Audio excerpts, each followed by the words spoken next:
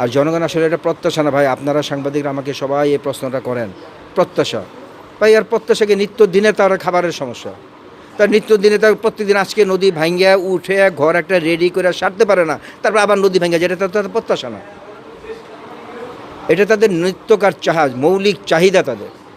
তারা কৃষি করে এখানে কৃষিবিদে ন্যায্য পায় না, একটা গুদাম ঘর না, এটা তাদের ন্যায্য পাও না। এখানে এত লক্ষ লোকের, প্রায় 10 লক্ষ লোকের এখানে সমাবেশ, আমাদের এখানে বসবাস, তারপরে এই অত্র অঞ্চলে একটা ভালো চিকিৎসা ব্যবস্থা নেই, এটা খুব আশ্চর্যজনক।